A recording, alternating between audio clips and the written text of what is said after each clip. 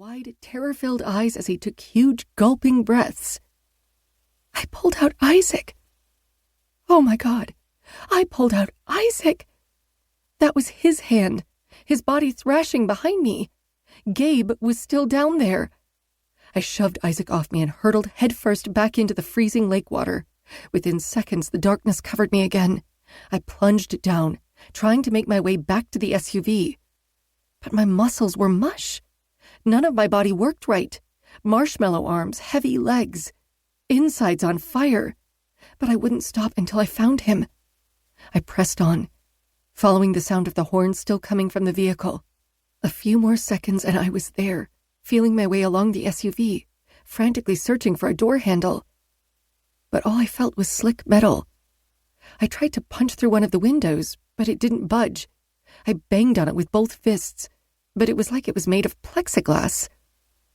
Where is he? I pounded on the car again and again. Why wouldn't it break this time? I heaved myself against it.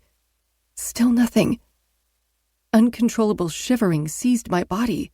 Teeth chattered so hard they bit the inside of my cheeks. The metallic taste of blood filled my mouth and dripped down my throat. My chest throbbed with the need to breathe. But I'd lost sight of the surface again. That was okay. Was that Gabe? Over there, under that star.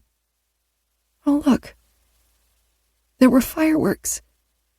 Now those were nice. Really nice. I liked the purple. I'm here, Gabe. Mama's right here. I called out, taking the water into my lungs and reaching for him. Then, floating. Case number 72946. Patient, Juliet Jules Hart. What doesn't kill you makes you stronger. That's the happy horseshit he spent the last 10 minutes trying to feed me as he sits on the other side of the small table in his tweed blazer with his carefully crossed legs. It's the stupidest saying ever. Sometimes what doesn't kill you simply doesn't kill you, and you spend all your time wishing it had. Escaping death isn't any kind of prize when you'd rather not be on the planet. But he's trying to bond with me, the way all shrinks do when they meet you for the first time. They can't help themselves. It's called building rapport, and it's the first thing they teach students in graduate school. I should know. I used to be one. But that was another lifetime ago. He pushes his clear-framed glasses up his nose and gives me an encouraging smile, about to ask me another question, but I jump in before he has a chance to do so. What did you say your name was again? Dr. Stevens, he says, not skipping a beat. But you can call me Ryan.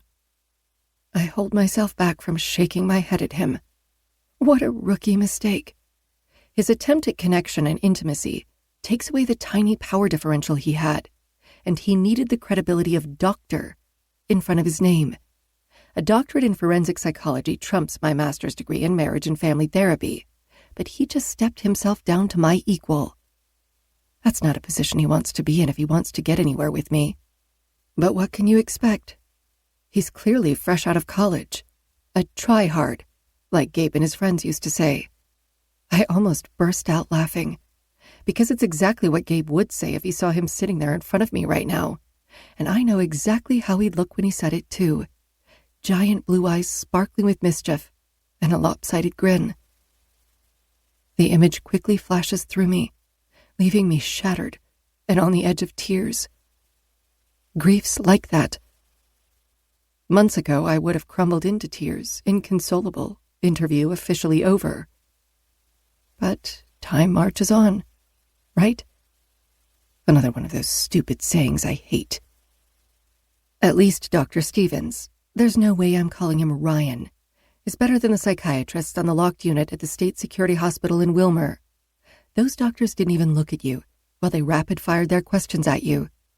Their eyes stayed glued on the charts in front of them the entire time, quickly checking off their required boxes so they could move on to the next patient on their list.